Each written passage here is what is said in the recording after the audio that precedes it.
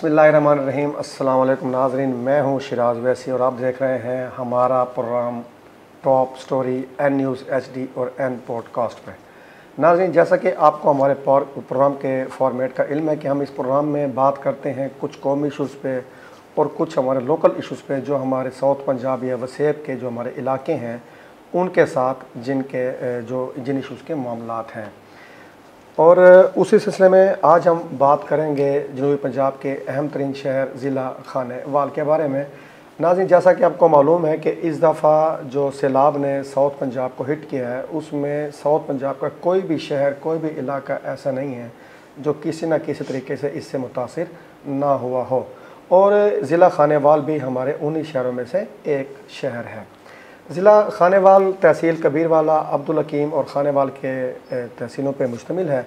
तो आज हम इसी सिलसिले में बात करेंगे कि सैलाब ने ज़िला खानेवाल को कैसे हिट किया, सैलाब से पहले और बाद में क्या मामलात हैं। ज़ाहिर बात है, सैलाब जब आता है तो अपने साथ मुश्किलात भी लेकर आता है, हमारी ज़राअत भी मुतासिर होती है, हमारी मईशत भी मुतासिर होती है। और आज हम इसी सिलसिले में बात करेंगे खानेवाल को सैलाब ने जब हिट किया तो उसके बाद अब खानेवाल ज़िले की क्या सूरत हाल है, महंगाई की क्या सूरत हाल है, वहाँ के लोगों की जो तर्ज ज़िंदगी है उस पर क्या असरात मुरतब हुए हैं।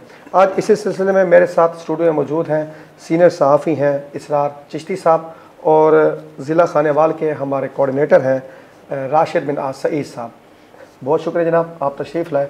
और नाज़रीन, इनसे हम बात करेंगे ज़िला खानेवाल के उन इशूज़ के बारे में जिनका तज़किरा मैं पहले कर चुका हूँ। कैसे चिश्ती साहब?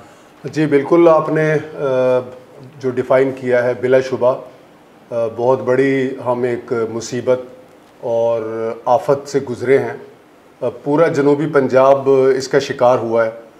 और मैं लेटेस्ट आपसे एक छोटा सा डाटा शेयर करता चलूँ जो अभी जनूबी पंजाब सेक्रेटेरिएट ने जो जारी किया है।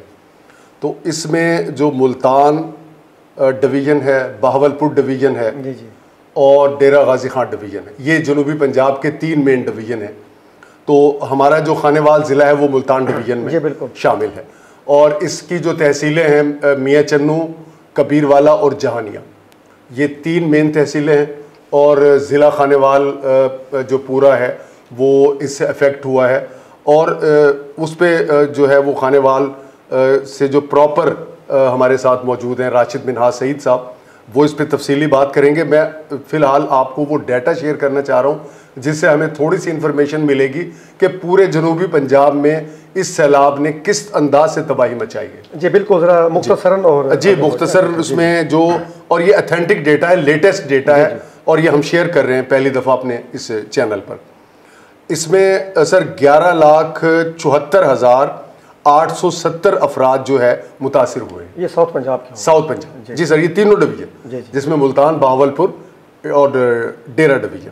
और 1112 जो देहात हैं वो ज़ेर आब आए टोटल। इसमें सर 11,74,870 एकड़ रकबा जो है वो मुतासिर हुआ है। यानी इस पे ये समझें कि 12,49,329 एकड़ फसलें जो हैं वो तबाह हो गई हैं हमारी। ये बहुत बड़ा यानी एक अलमिया है। और 45 जो हमारी अमवात हैं, जो 45 अफराद जो जान की बाजी हार गए हैं, जो अब तक रिकॉर्ड है जी 45 जो अमवात हैं वो ऑन रिकॉर्ड हैं। लोग तो इससे भी ज़्यादा कह रहे हैं, लेकिन ये हमारे पास फ़िलहाल सरकारी डेटा है जो जनूबी पंजाब सेक्रेटेरिएट ने जारी किया है। और इसमें सर 1145 रिलीफ कैंप्स लगाए गए इंतज़ामिया की तरफ से, जिसमें मुतासरीन को खुराक और दीगर सहूलियात फराम की गई। इसी तरह 15,05,711 अफराद को रेस्क्यू किया गया टोटल फिगर, यानी जिसमें 4 लाख से ज़ायद मुल्तान के लोग हैं। और बाकी जो टोटल फिगर है हमारे पास 15,05,711 अफराद, इनको रेस्क्यू किया गया और महफूज मकामात पर मुंतकिल किया गया।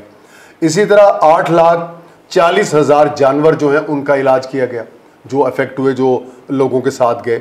और 14,70,521 जो माल मवेशी हैं उनको भी रेस्क्यू किया गया। अच्छा चिश्ती साहब, ये तो आपने जिक्र किया हमारे साउथ पंजाब के ना डाटा के बारे में जी। तो आज का जो जैसे कि हमने जिक्र किया खानेवाल के बारे में, और हमारे साथ मौजूद हैं कोऑर्डिनेटर हैं हमारे राशिद बिन सईद साहब जी।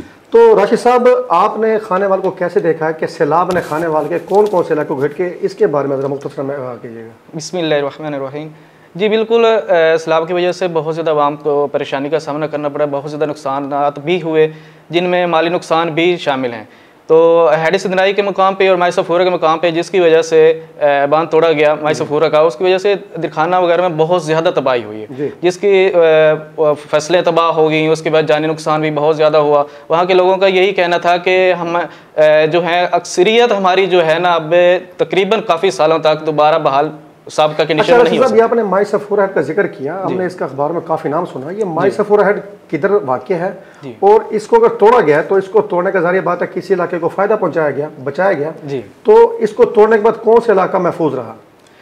जी ये अक्सर कहा जाता है कि हराज ग्रुप वहाँ पे अक्सरियत है उनकी, तो हराज ग्रुप ने अपनी फसलें जो हैं अपनी अजदाद को बचाने के लिए ये माई सफूरा का बांध तोड़ा गया। यानी कि आप कह रहे हैं कि यहाँ भी वो जो सियासी एक अज़ाब मुसलत है वही कार फरमा, बिल्कुल बिल्कुल ऐसे ही है। और अक्सरियत का वहाँ पे मैं खुद गया हूँ, वहाँ पे अक्सरियत का यही कहना है कि हराज ग्रुप जो है ना, उन्होंने अपने अजदाद और अपनी ज़मीनों को बचाने के लिए ही माई सफूरा का बांध तोड़ा है। अच्छा, बहुत शुक्रिया राशिद साहब। चिश्ती साहब, ये जो हराज ग्रुप ने बचाया, हमने देखने में आया है कि जो जनूबी पंजाब के मुख्तलिफ शहरी इलाके हैं, इसमें अमूमन हमारे जो ये को सियासतदानों की ये चीज़ नज़र आई है, हरकत कैसे है, नाजेबा हरकत है कि सिर्फ अपनी जायदादों अपने रकबों को बचाने के लिए उन्होंने जो गरीब आवाम की ज़मीनें हैं, गरीब आवाम के मकान हैं, उनका ख्याल नहीं किया। सर, हराज ग्रुप के साथ साथ जो और ख़ानदानों ने ये काम किया है, इसके पीछे आप क्या चीज़ देखते हैं? लेकिन लोग जो हमारे वो फिर भी नहीं सियासतदानों के पीछे लगे रहते हैं। जी बिल्कुल, ये बदकिस्मती है। पाकिस्तान का जो एक जागीरदाराना कल्चर है वो नुमाया नज़र आता है इसमें, कि जो जागीरदार हैं वो इक़्तिदार के ऐवानों में हर हुकूमत में मौजूद रहते हैं। जी बिल्कुल, और उनकी पहली तरजीह अपने मफादात का तहफ़्फ़ुज़ है। जिस तरह मुल्तान में जो शेर शाह का इलाका है, वहाँ पे जो गिलानी साहिबान का हल्का अहबाब है, तो उन्होंने उसको शेर शाह बंद के ऊपर पूरा फोकस रखा कि हर हाल में जो है ना उसको ब्रीच किया जाए, लेकिन इंतज़ामिया ने उनकी बात नहीं मानी। जी, तो ये मतलब एलिमेंट मौजूद है सर इसमें। हमें मेरे ख्याल है अगर हम किसी एक ग्रुप को, जो बरसरे इक़्तिदार ग्रुप हैं या जो ख़ानदानी सियासत में जो इन्वॉल्व हैं, अगर हम इनको नॉमिनेट ना भी करें तो ये ओवरऑल एक कल्चर हर इलाके से, हर जगह से, यानी पूरे पंजाब से आप ये कह सकते हैं। यानी कि आप कह रहे हैं कि जहां भी ताकतवर खानदान है उसने यही प्रैक्टिस की है सर, यही काम किया है, और अपने तहफ़्फ़ुज़ के लिए और गरीबों की झोंपड़ियों को, उनके माल मवेशियों को और उनकी ज़िंदगियों को दाव पे लगाया। जी ठीक है जी चिश्ती साहब। अच्छा राशिद साहब, आपकी तरफ आते हैं। अभी जो हमने जिक्र किया माई सफूरा हेड का, उसको जब ब्रीच किया गया, चलो हराजों की ज़मीनें तो बच गई, कौन से इलाके ज़्यादा इफेक्ट हुए, और आपके पास क्या कोई आदाद शुमार है कि माई सफूरा को ब्रीच करने से कितने लोग मुतासर हुए और कितना जो रकबा उज़र आब आया? वहाँ पे ज़्यादा जो इलाका मुतासर है वो है दिरखाना का इलाका। तो वहाँ पे अक्सरियत तकरीबन लाखों के हिसाब से हम कह सकते हैं कि जो अफराद हैं मुतासर हुए हैं, और बहुत ज़्यादा कच्ची आबादी भी वहाँ पे बहुत अक्सरियत में थी, जो तकरीबन मुकम्मल ही ख़त्म हो चुकी है सैलाब की वजह से। तो माई सफूरा के साथ साथ कबीरवाला में जाएँ तो वहाँ पर भी बहुत ज़्यादा नुकसानात हुए हैं। वहाँ भी आवाम का यही कहना है कि हमें यहाँ पे कोई भी रिलीफ फ्राहम नहीं किया जा रहा है, ना ही हमें जानवर के लिए राशन दिया जा रहा है, ना ही हमें खाने के लिए कोई चीज़ दी जा रही है, ना ही हमें कोई पूछ रहा है यहाँ पे। तो अक्सरियत का और कुछ लोगों का तो ये इल्मिया है कि देखें कि वहाँ पे अक्सर आवाम का ये कहना है कि हमारे जो घर की छत्ती हैं वो भी चोर आके चोरी करके लेके जाते हैं। यानी कि सिर्फ हुकूमती कारगुजार तो एक तरफ, जो वहाँ के चोर डकैत हैं उन्होंने भी पूरे अपने यानी हाँ जी, और ये सुन के मुझे बड़ी हैरानगी हुई। तो ये अक्सरियत का कहना है कि उन्होंने कहा है कि हमारे घर की छतें उतार के ले गए, हमारी पेटियां पड़ी थी वो उठा के ले गए, हमारे घर के बर्तन पड़े थे जानवर उठा के ले गए।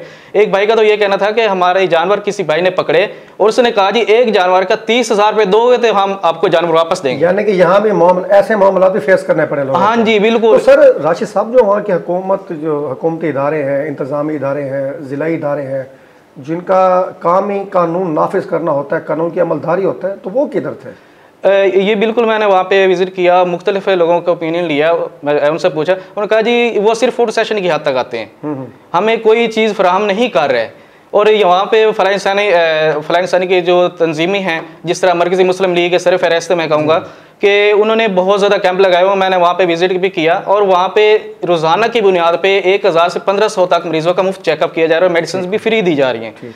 और इसके साथ साथ जमात इस्लामी भी है, अल खिदमत वाले। यानी फिर तो आपका कहना ये हुआ कि दरअसल ये भी होना राशिद साहब के जब ये मामला हो ना सैलाब का, तो ज़्यादा हाईलाइट हुआ जलालपुर, अलीपुर, जलालपुर अलीपुर को जब सैलाब ने हिट किया तो उसके बाद जो दूसरे इलाके थे वो पस मंज़र में चले गए। लेकिन जिस तरह आपने जिक्र किया ये फलाही इदारों का, मरकज़ी मुस्लिम लीग का जिक्र किया और खिदमत का जिक्र किया, तो क्या हुकूमती सतह पर, क्योंकि हुकूमत पंजाब के बड़े दावे हैं, उनकी तरफ से कोई भी रिलीफ के काम आपको देखने में आए हों? मुझे कोई ख़ास रिलीफ उनके काम जो है ना वो देखने में नहीं मिले। हाँ, 40 सेशन की हद तक देखें तो उन्होंने बहुत ज़्यादा काम किया है। तो सर जो वहाँ के मेंबरान कौमी असम्बली, सूबाई असम्बली, वो अवाम उनका शिकवा ही कर रही है। वो कह रहे हैं कि अगर नेक्स्ट टाइम हमारे घर आएंगे तो हम कभी नहीं देंगे। और मैंने किसी भी MNPA को वहाँ पे नहीं देखा कि वहाँ पे आए, उनकी दाद रसी करे, उनको हौसला दे, और कोई रिलीफ ना भी दे, चलो हौसला तो दे ना, ये चीज़ भी नहीं है वहाँ पे। अच्छा चिश्ती साहब, जैसे राशिद साहब ने जिक्र किया कि लोग शिकवा करना नजर आए, लेकिन लोग वक्ती तौर पर तो कहते हैं कि आप अगले दफ़ा हमारे पास आएंगे तो वोट नहीं देंगे। लेकिन जब हम कोई 50-60 से, जब से पाकिस्तान बना, ये चीज़ देख रहे हैं कि दोबारा जब इलेक्शन आते हैं तो वो जो पुराने शिकारी हैं वो नए चेहरों के साथ सामने आ जाते हैं, तो अवाम फिर उनके पीछे लग जाती है। तो अब अगर कोई बेहतरी की उम्मीद आपको नजर आती है कि नहीं आती? नहीं सर, अभी फ़िलहाल जो यानी करंट सिचुएशन है ना, उसमें जब तक मुकम्मल इन इलाकों में अवेयरनेस, एजुकेशन और वहाँ पे प्रॉपर डेवलपमेंट वर्क नहीं होता तो वहाँ पे शऊर की सतह जो है वो सर बुलंद नहीं होगी। और उसमें यही होगा कि चूंकि एक बिरादरी का वडेरा है उसको वो पकड़ लेते हैं और वडेरे के जिम्मे होता है कि जनाब आपने इतने वोट डलवाने। लेकिन सर वो देखे कई इलाकों में जो हमारी नौजवान नस्ल है ना जी, वो पॉजिटिव किरदार हमें दिखाते नजर आई है। वो वडेरा जो उनका एक सिस्टम है उसके पीछे नहीं है। क्या इधर कोई बेहतरी की आपको चीज़ नहीं? ये सर ये इलाके बदकिस्मती से इसलिए महरूम हैं इस सिचुएशन से, या ये जो आप इर्तका का जो अमल है कि अभी ये इलाका नॉन इंडस्ट्रियल एरिया है तकरीबन। यहाँ पे सनत और तिजारत के जो ज़राए हैं, यानी ज़िला खानेवाल एक बड़ा ज़िला है लेकिन इसके बावजूद सनत और तिजारत से महरूम है, यानी वहाँ तरक्की के ज़राए नहीं है। ज़ाहिर बात है, मैं आपकी बात काट रहा हूँ चिश्ती साहब, आपने बड़ी दुरुस्त बात की कि जब नौजवान नस्ल को रोज़गार के प्रॉपर मौके मैसर आएंगे, तालीम के जदीद और बेहतर मौके मैसर आएंगे तो उनके अंदर शोर की सतह भी उतनी बुलंद होगी। तो जो वहाँ के वडेरे हैं क्या जानबूझकर अवाम को? जी जी जी जी जी बिल्कुल बिल्कुल सर, ये मैं समझता हूँ कि एक जो मेंटेलिटी है ना सर, एक जहनियत है, एक जो कंसेप्ट है, एक इस पे जो छाप लगी हुई है, वो ये इसे कायम रखना चाहते हैं कि ये तसल्लुत रहे और यानी वोट बैंक वो किसी भी तरह कैप्चर रखें और वडेराइज्म को ही फरोग दें। ठीक हो गया। अच्छा राशिद साहब, दोबारा आपकी तरफ आते हैं। आपसे हमें माशाल्लाह ज़िला खानेवाल के बारे में बड़ी मुफीद मालूमात और बातें सुनने को मिल रही हैं। तो अब राशिद साहब चले सैलाब आ गया, लोग इफेक्ट हो गए, नुकसानात हो गए, फिर पिछले दिनों हमने सुना कि कबीरवाला में जो एक गंदुम है वो भी बह गई, ऑफिसरान को मुअत्तल किया गया। ये तो चले कार्रवाई होती है। क्या सैलाब आने के बाद खानेवाल में जो महंगाई की लहर है उसको आप किस तरह से देख रहे हैं कि सैलाब आने के बाद और लोगों की जो तर्ज ज़िंदगी वो किस तरह मुतासर हुई है? अगर इस पर बात करें तो बहुत ज़्यादा मुतासर हुई है। सैलाब की वजह से अक्सर खुद साख्ता कीमतें भी बढ़ाई जा रही हैं, जिस तरह सब्ज़ी है, मेडिसिन हैं, और इसके अलावा और भी बहुत सारी चीज़ें जिनके उनको बहाना क्या मिलता है, ये सैलाब है, सैलाब की वजह से हमें ये चीज़ जो है ना महंगी मिल रही है। हालांकि हकीकत में जब हम मंडी में जाते हैं तो उतनी कीमत वो नहीं होती जितनी आगे बता रहे होते हैं। तो सब्जी की वजह से भी वहाँ बहुत ज़्यादा परेशानी, क्योंकि रेट्स इनके दिन ब दिन हाई हो रहे हैं। उसके बाद आटा दाल चीनी है वो तो वैसे भी बहुत ज़्यादा महंगी हो चुकी है। मेडिसिन तो इतनी महंगी हो चुकी है कि आवाम की पहुँच से दूर है। हालांकि आजकल जैसे मामलात हैं तो बीमारियों और वबाएं फैली होंगी तो दवाइयों को तो काफ़ी अहम किरदार। जी बिल्कुल बिल्कुल। अक्सर हमारे पास आते हैं लोग रो के कहते हैं कि भाईजान हम अपने बच्चों को एक टाइम का खाना नहीं खिला सकते, तो हम मेडिसिन कहाँ से लें? अब जिस तरह मेडिसिन है, अब 300 से लेकर 500 तक रेट बढ़ा है मेडिसिन का। अब देख लें, अब गरीब बंदा कहाँ पे अफोर्ड करेगा इतनी चीज़? रोज़गार वैसे भी नहीं है, पाकिस्तान में रोज़गार तो ना होने के बराबर है। तो लिहाजा हुकूमत वक्त से अपील है कि कोशिश करें कि बेरोज़गार जो लोग हैं उनको रोज़गार मुहैया करें और जो खुद साख्ता कीमतें बढ़ाई जा रही हैं इन पर सख्त कंट्रोल करें। ठीक जी, बहुत शुक्रिया इसरार चिश्ती साहब और राशिद मनाज सईद साहब कि आपने हमारे स्टूडियो में तशरीफ़ लाकर हमें जो ज़िला खानेवाल की सैलाब के मुतालिक और महंगाई के मुतालिक सूरत हाल है उससे आगाह किया। नाजरीन, इन दोनों मौजूद मेहमानों की गुफ्तगू के बाद जो हमने अंदाज़ा लगाया है कि ज़िला खानेवाल में जनूबी पंजाब के दूसरे इलाकों की तरह वडेरा शाही का सिस्टम बड़ा मजबूत है, ज़ख़ीरा अंदोज़ वहाँ बहुत मजबूत हैं और दूसरे जो दुकानदारान हैं बड़े बड़े, उन्होंने महंगाई का एक खुद साख्ता जो निज़ाम है वो वहाँ पे लागू कर रखा है। यानी कि ज़िला खानेवाल भी दूसरे जनूबी पंजाब के इलाकों की तरह उन्हीं मसाइल में गिरफ्तार है जिस तरह से दूसरे गिरफ्तार हैं। तो यहाँ से इस प्रोग्राम की वसातत से हम अपील करेंगे जो ज़िला खानेवाल की इंतज़ामिया है, वहाँ के मकामी इदारे हैं, कानून नाफिज करने वाले जो दूसरे बेशतर इदारे हैं, उनको एक्शन लेना चाहिए और ज़िला खानेवाल की जो आवाम है उसको सैलाब के तबाहकारियों से जो महफूज रहने के लिए इक़दाम करने चाहिए, उन पर तवज्जो देनी चाहिए। नाज़रीन, इजाज़त चाहते हैं, अगले प्रोग्राम में नए मौजू के साथ आपकी खिदमत में हाजिर होंगे, लेकिन आपके फ़ीडबैक का इंतज़ार रहेगा। इजाज़त चाहते हैं, अल्लाह हाफ़िज़।